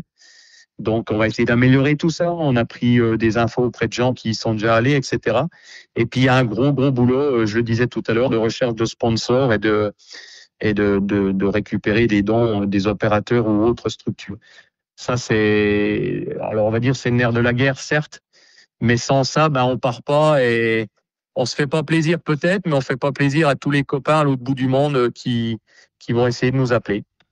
Et puis, voilà, le pile-up. Alors, moi, j'ai 2 points que je voulais souligner avant que tu termines cette interview. Il y a 2 points importants pour moi. C'est que là-bas, j'ai vécu 2 choses vraiment fortes dans les pile-up. La première, c'est que il y a une fois, j'ai eu c'était sur le matin, je peux plus dire, c'était sur le matin en local là-bas, donc forcément décalé ici en France et en Europe. Et j'ai eu une ouverture de peut-être 1 heure ou 1 heure et demie avec l'Europe, ce qui est génial, hein. Donc là, j'ai pu enchaîner plein de contacts Je me suis même permis alors c'est du plus 5 à plus 20, hein. 5 up to 15 ou 5 up to 20. On est même monté à plus 30 à un moment. Oh la vache. C'est des gros pile-up. Alors, ce qu'il faut savoir aussi, ça je le dis à tous les auditeurs, aussi bien ceux qui chassent que ceux qui sont en expert, quand on dit de 5 à 15, la plupart vont sur 5, sur 10 et sur 15. Oui. Mais ils oublient d'aller sur 6, sur 7, sur 8, sur 9, sur 12, sur 13, sur 17, etc. Et enfin sur 17 ou sur 13. Et c'est là où ça, vous c'est cachez. important parce que dans ces petits espaces-là, on a un peu plus de chance à se faire entendre. Je pense notamment à ceux qui n'ont pas de BIM, pas d'antenne directive, une simple verticale, voire même un bout de fil. S'ils veulent avoir une chance de passer et au bon moment, sur la bonne fréquence, il faut qu'ils se mettent, il faut pas qu'ils se mettent plus 5 ou plus 10, quoi. C'est là qu'il y a le plus de monde, quoi. Oui. Et il y a eu un moment, j'avais beaucoup de monde de l'Europe. Et je me suis dit, cocorico, alors sans sélectivité aucune, je me suis dit, je vais quand même privilégier un petit peu les copains de la France, parce qu'on est à l'autre bout du monde. En plus, on est sur un territoire français, il faut pas l'oublier. Et moi, je serai à l'autre bout de la planète, en France. J'aimerais vous contacter. Je serais content qu'on m'ouvre une petite porte. Donc, il y a un moment donné, il y avait tellement de monde de l'Europe. J'ai dit, la France, plus 30. La France, up 30. Plus 30. Et là, j'ai dû empiler 7, 8 contacts ou 10 contacts français, DF, F4, F5, F6, etc., dont notamment pas mal de membres KOP, du Radio Club KOP, et notre chère présidente du REF, qui était à KOP à ce moment-là, je l'ai contacté. Et là, aussitôt après, j'ai redonné appel général, bien sûr, mais c'était mon petit clin d'œil à moi, ça n'a pas duré longtemps, ça a duré quelques minutes, mais j'ai reçu après quelques mails et tout, c'était une attention qui a porté et que moi j'aurais aimé avoir à l'autre bout de la planète à ce moment-là. Ça, c'est la première chose que je voulais dire. Et la deuxième et la dernière, c'est que j'ai eu la chance aussi, alors parfois on se réveille à 1h ou 3h du matin et c'est le calme plat, comme parfois l'après-midi là-bas. Et là, c'est dur, hein. On n'est pas comme en contest où on run, mais il faut quand même appeler régulièrement. Il faut quand même montrer que la station bouge. Ah oui. Et parfois, nous, ce qu'on se met sous la dent, entre guillemets, avec l'Espagne et l'Italie, là-bas, c'est les Américains et l'Australie, quoi, pour les VK, les ZL et les Américains. Le plus proche contact, je crois, c'est l'Amérique, c'est à 6000 km. C'est-à-dire qu'il n'y a pas de contact avant 6000 km. D'où l'intérêt d'avoir des antennes vraiment très performantes, sinon tu fais rien. Oui, c'est clair. Un peu de jus, certes, un peu de power, certes, un peu de puissance, mais des antennes performantes. Sans antennes performantes bien installées, on ne peut rien faire. Premier contact, 6000 km, à peu près, hein.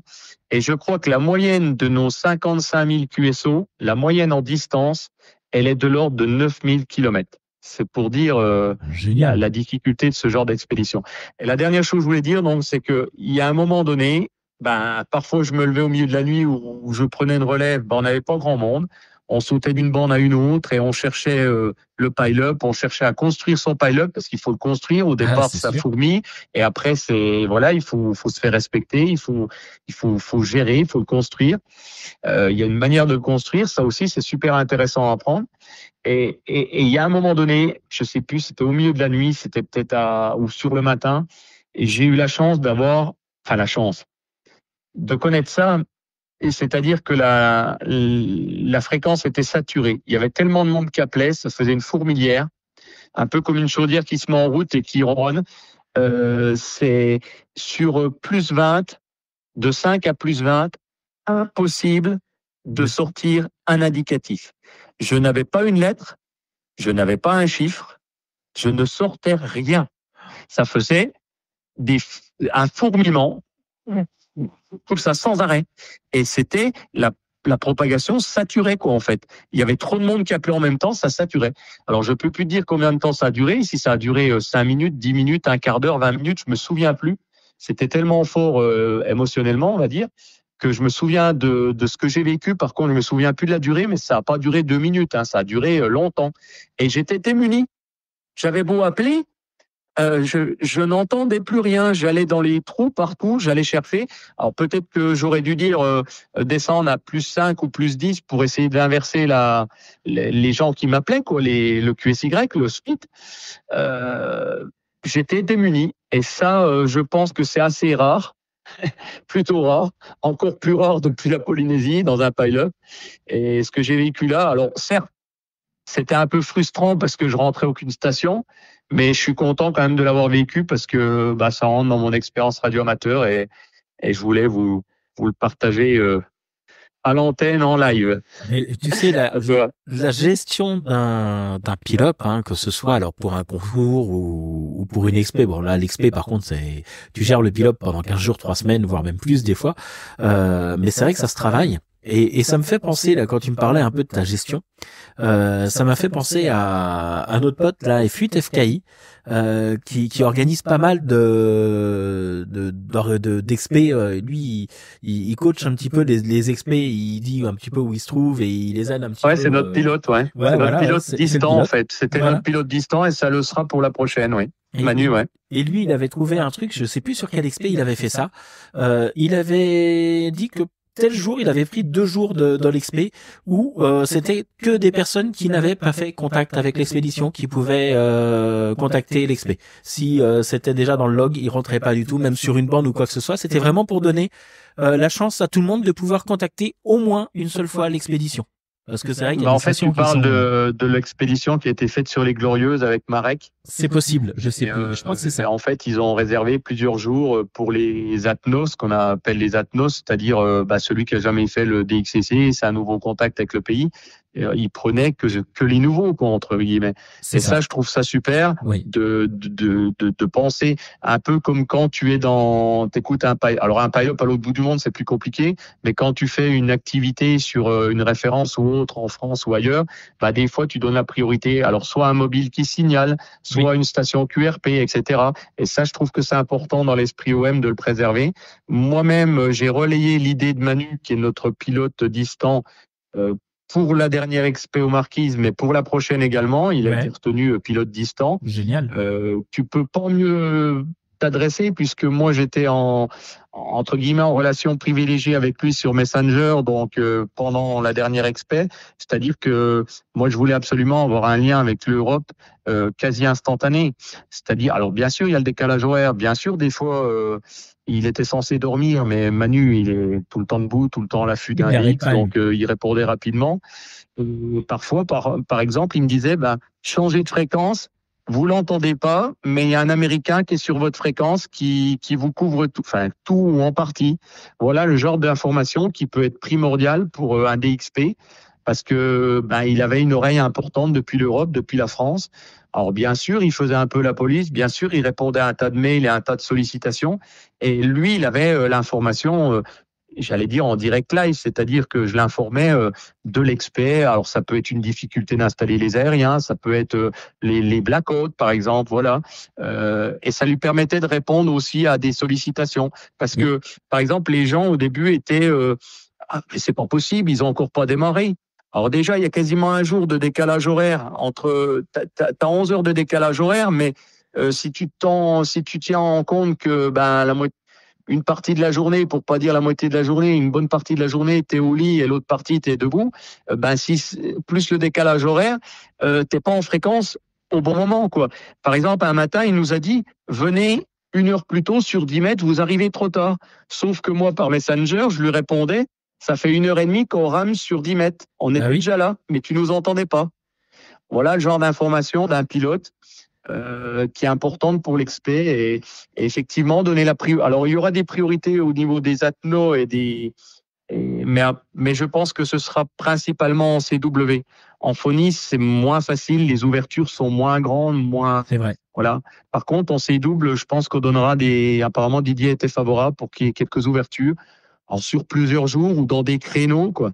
Oui. Donc ce sera des créneaux UTC avec une journée, quoi, je pense. Oui, je pense que après ça peut être aussi vis-à-vis du trafic, vis-à-vis de la propagation. Il y a plein de facteurs. Hein. Je pense qu'une expé ne ressemble pas à une autre expé de toute façon. Donc ça c'est à voir sur le terrain particulièrement. Et c'est vrai qu'on a tendance à penser aux gens qui sont sur l'expé, sur le terrain, mais derrière il y a aussi une équipe. Je pense entre autres aux pilotes, aux QSL managers peut-être. Oui, tout à fait. Un rôle énorme aussi, QSL manager, la gestion des réseaux sur place. C'est ça. La partie informatique, réseau en ligne, transmission du log 2 fois par jour en ce qui nous concerne. Nous, on n'avait pas mis le log en ligne sur Clublog l'année dernière, enfin en 2023, parce que oui, c'est l'année dernière, parce que il y avait des risques de coupure internet ou d'internet de mauvaise qualité. Cette année, je crois qu'il sera en live, donc alors ça a des plus, ça a des moins. Hein. Ça permet des fois de vérifier son indicatif en direct quand il passe dans la liste. Après voilà. Mais c'est toutes ces facettes là qui sont vraiment importantes et qui font que quand tu as des ON d'expérience avec toi, ça aide beaucoup. Oui. Quand l'ordi plante pas, quand plein de choses, quand tout fonctionne, le log, etc. Quoi. Et il y a un aspect aussi qu'on a développé, c'est qu'on a fait de la sensibilisation du radioamateurisme. Parce que je veux pas être négatif, mais en France, quand on dit tu es radioamateur, au mieux on te répond t'es cibiste. Le monde du radioamateurisme c'est peu connu, et moi j'encourage tous les gens à tout niveau, aussi bien associatif, aussi bien national que local, de faire des petites vidéos, de faire des lives comme tu fais, HTZ, toi et d'autres, pour promouvoir le radioamateurisme. Récemment, il y a eu quelques mini-reportages télévisés, y compris sur une chaîne nationale. Oui. Je trouve ça super. En plus, c'était bien fait, c'était concis et bien amené. Nous, là-bas, on a fait de la sensibilisation auprès d'écoles. Donc, il y a eu 2 classes qui sont venues. Je crois qu'il y a eu, alors il me semble qu'il y a eu une classe de primaire, il me semble, mais l'autre, je crois que c'était de 4e, je suis pas sûr, mais enfin, à 2 niveaux différents. Et ils sont venus une demi-journée complète où ils ont posé un tas de questions. Ils ont vu un manipulateur CW fonctionner. Avec des bips, on peut parler à l'autre bout du monde. Enfin voilà, avec un son. Tu vois les gamins qui ont les yeux émerveillés. Enfin, c'est fantastique, quoi. Et cette expérience-là, je l'ai vécue aussi, ce côté sensibilisation. J'ai été un petit peu acteur à mon niveau. Et cette année, j'ai la chance Didier m'a offert la possibilité, parce que dans l'idée, il propose des rôles, si tu veux, au sein de l'équipe, du team. Oui, bien sûr. Il propose des rôles, il les impose pas, évidemment, il les propose. Et en fonction des compétences, mais aussi en fonction des sensibilités de chacun. Et cette année, il m'a demandé si je voulais intégrer une équipe de communication. Donc, on est une équipe de 3 personnes en communication.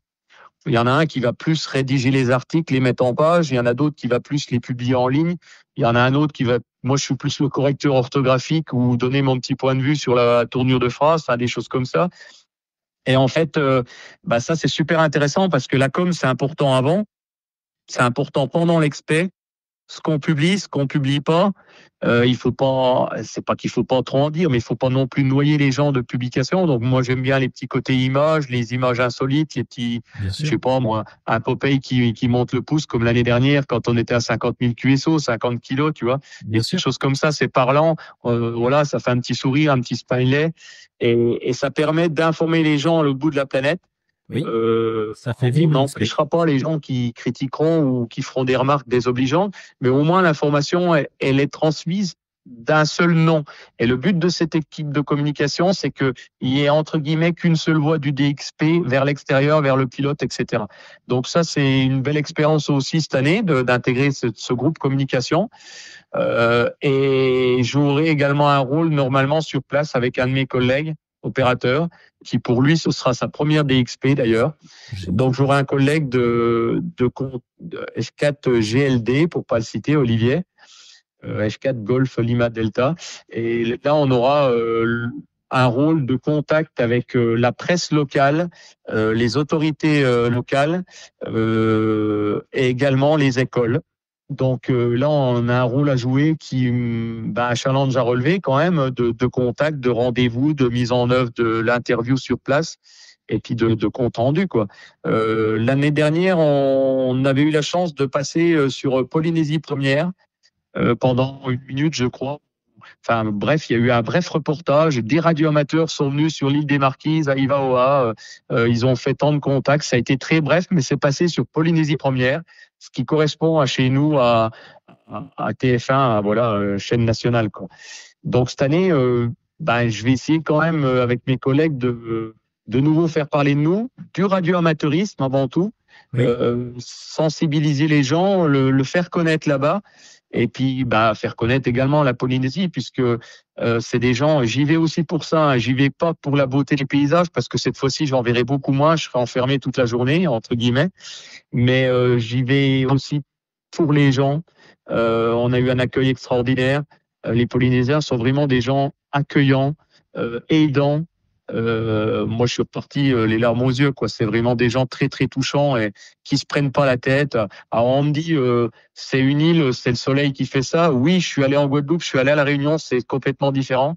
Les Polynésiens sont vraiment des gens attachants et peut-être même encore plus aux Marquises qui est un peu retiré, quoi. Et cette facette-là humaine, j'y vais aussi pour ça. Là, je vais d'ailleurs retrouver Tania, qui est l'hôte d'accueil de la pension de famille. Donc il y a en gros 13 couchés. Tania, elle va nous accueillir les bras ouverts comme elle sait le faire, avec beaucoup beaucoup de professionnalisme. Et sa mère, donc la grand-mère des lieux, c'est ni plus ni moins que l'ancienne infirmière de Jacques Brel. Donc elle avait 78 ans, elle aura 80 ans quand je vais la retrouver. Et pour moi, ça va être des moments humains fabuleux, hein. Indépendamment de la radio, c'est une dame qui a côtoyé Jacques Brel. Elle m'a expliqué des anecdotes assez croustillantes, assez fantastiques, assez insolites. J'aime bien ce côté humain avec un grand H, quoi. D'ailleurs, ce qui me plaît dans la radio, c'est aussi ce côté humain. Oui. Pour d'autres, c'est le côté bricoleur, fer à souder. Moi, c'est ce côté humain, c'est ce côté rencontre, c'est les salons, c'est le partage. Et voilà, si j'en parle avec autant d'enthousiasme et autant de cœur, c'est parce que j'ai envie de le transmettre et de le faire vivre. Et la meilleure des valeurs, c'est de prendre plaisir. On a un hobby qui a énormément de facettes. Le numérique, pas le numérique, le morse, pas le morse, Oui. le satellite, pas le satellite. Il y en a pour tous les goûts, pour tous les avis. Mais c'est justement ce qui fait la force de notre hobby. Et plus on sera ouvert et plus on sera tolérant sur ces pratiques et cette ouverture d'esprit, plus on aura de personnes qui voudront nous rejoindre. Et ça, j'insiste là-dessus.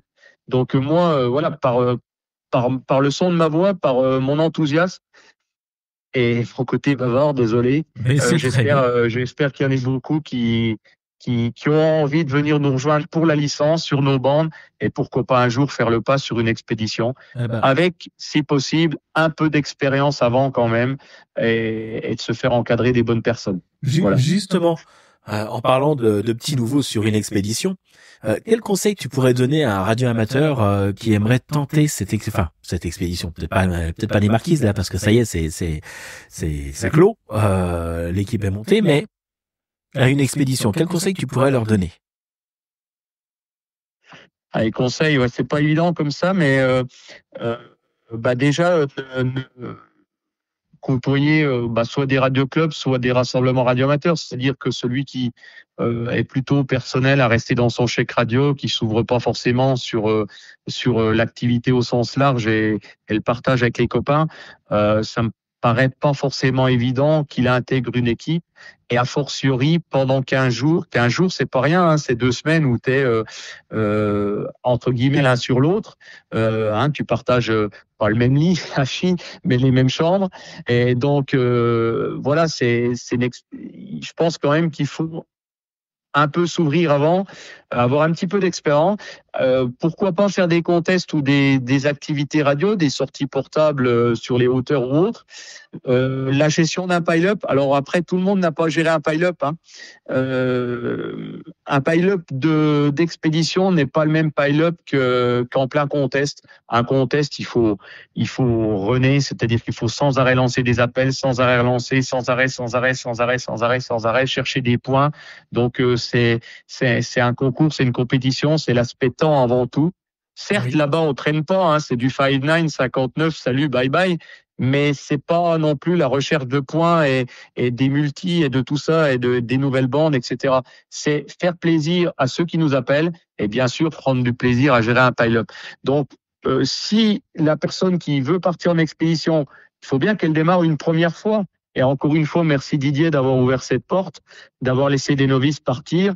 Il faut bien démarrer une première fois. C'est un peu comme quand tu cherches un premier job. Tu fais pas assez d'études, on te dit t'as pas assez de diplôme, et t'as un petit peu de diplôme, on te dit t'as pas assez d'années d'expérience et de pratique. C'est Et ça. il y a bien une première fois où il faut qu'on trouve une porte. Et si on t'ouvre pas, tu peux pas progresser, tu peux pas donner le meilleur de toi-même.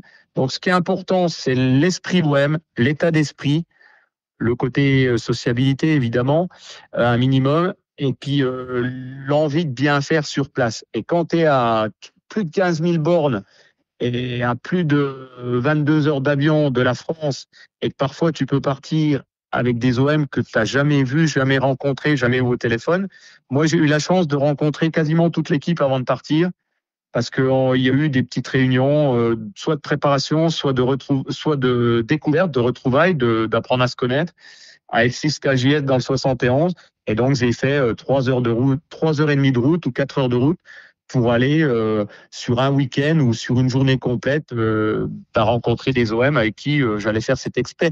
Ma décision était prise de partir, mais quand même, c'est important de ces moments-là.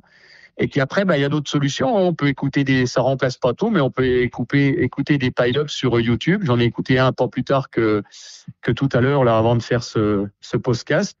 L'écoute des bandes radio amateurs, la manière de trafiquer, la manière de construire un pile-up, elle est personnelle à chacun. Il faut jamais s'énerver, envoyer bouler tout le monde, ça n'apporte rien. S'il y a un perturbateur, l'envoyer bouler n'apporte rien. Oui. Soit on ruse différemment, on change de split et on va chercher d'autres stations un peu décalées, soit on laisse un gros blanc.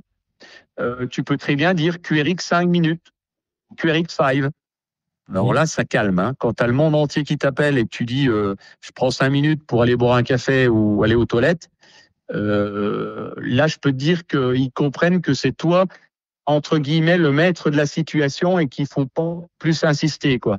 Et les premiers jours, c'est atroce. Et puis, au fur et à mesure des jours, en général, le pile-up est moins puissant, moins fort.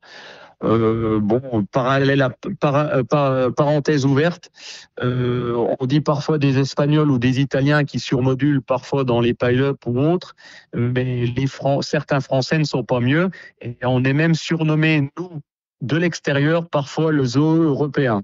Donc j'ai pu m'en rendre compte. C'est vraiment pas évident. Quand t'as toute l'Europe qui t'appelle en même temps, c'est pas facile à gérer. Hein. Et il faut garder son calme. Voilà, tu prends une lettre, tu prends un chiffre. Il y a des petites techniques, quoi. Voilà. Et franchement, c'est pas ce qui m'a impressionné le plus. Je pense que c'est ce que j'ai géré en partie le mieux. Après, il y a d'autres facteurs qu'il faut savoir gérer. C'est la condition physique. Ça paraît con, mais si tu vas complètement exploser, que tu fais la vraie tous les week-ends et que tu es HS en prenant l'avion, ou que tu dors pas dans l'avion avant d'arriver là-bas, c'est pas le top. Ni pour installer les antennes, ni pour trafiquer. Et la gestion de son sommeil sur place. Une leader qui a fait beaucoup de boulot et notamment qui a fini instructeur, formateur dans la marine. Alors je me suis dit, il va pouvoir m'apporter aussi comment récupérer en matière de sommeil et tout. Et quand tu es en France, bon, ça dépend des personnes, mais quand tu es en France, tu te dis, je vais me coucher 1 heure de temps, tu vas être fin vaseux. Non, là-bas, 1 heure, c'est 1 heure, et je te prie de croire qu'il faut vraiment pas prendre de retard sur le sommeil. Moi, c'était un des trucs qui me faisait le plus peur. Hein. Mal gérer mon sommeil, mal gérer ma fatigue, être un peu sur le vif, quoi. Pas forcément susceptible, mais risquer d'être énervé ou autre pour des conneries. Je pense l'avoir assez bien géré, voire très bien géré. Et ça, c'est important. C'est une belle expérience humaine aussi personnelle sur le plan développement personnel.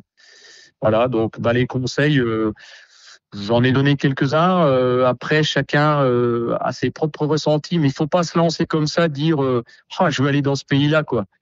C'est super, on va avoir plein de monde qui nous appelle. Non, c'est une décision qui se mûrit. moi, ça faisait pas 2 ans que j'espérais intégrer un groupe et partir en expé, mais je dirais que au cours de la première année, je me suis intéressé un peu de ce qui se faisait, notamment avec KOP, où ils partaient, comment ils partaient, avec quelles conditions, qui préparait le matériel, comment c'était géré. Je regardais ça d'un œil extérieur, avec beaucoup d'attention. Et puis, là, on m'a tendu une main, un autre m'a tendu une main d'intégrer l'équipe. Donc, voilà, je l'ai saisi et c'est tant mieux. Mais il faut toujours garder à l'esprit qu'on part en équipe. C'est un peu comme dans le sport. Hein. On part pas pour soi, on part pas en individuel, même si c'est pour se faire plaisir aussi. On part avec cohésion d'équipe au minimum. Une expé où il n'y a pas une bonne ambiance, où il y a des tiraillements, où il y a des points noirs, ne peut pas être bien réussi. Il faut que ces deux ingrédients, humain et radio, l'un sans l'autre, c'est pas une bonne expé. Et là, même par rapport à ce qu'ont dit les anciens, ceux qui ont de l'expérimentation dans la première expé TXTL, je pense à des gens comme John, Fox 5, Victor VHQ, Victor Hotel Québec, oui c'est ça. Des gens comme ça qui ont, je sais pas, ils ont peut-être 20 experts ou 25 experts à leur actif, un truc de fou quoi. Et ils étaient sur l'île de Robinson Crusoe, des îles comme ça, enfin des experts formidables. Quand des personnes comme ça d'expérience te disent à la fin de l'expert, tout le monde y a mis du sien, personne n'a tiré au flanc, chacun a apporté sa pierre à l'édifice, et d'une manière générale, ça s'est bien passé et c'est super. Tu dis c'est bien, et c'est la meilleure reconnaissance aussi que tu peux donner à ton team leader qui a bossé énormément. Je pense que le plus beau remerciement, c'est de faire réussir l'expert et que tout le monde en garde un super souvenir, quoi. Voilà ce que je pouvais dire à toi, Dimitri. Ah bah écoute, je te remercie de nous avoir emmenés là-bas, de nous avoir fait rêver, parce que c'est clair, tu nous as littéralement portés sur les terres de Jacques Brel. Je te remercie beaucoup, je te souhaite une bonne expé, et puis au plaisir de t'avoir dans un autre épisode pour le retour de cette expé du coup. Voilà. Je te remercie. Ah ok, le rendez-vous est déjà pris alors. Voilà, c'est ça. Alors je m'excuse auprès des auditeurs d'avoir été aussi long, mais je suis tellement dans le partage et dans ma passion à 300% que voilà, je la vis à 100% et je veux vous la faire partager. Eh ben, tu nous Voilà. demandes. Merci à tous, 73 et vive la radio. Merci 73, à bientôt. Ciao, ciao.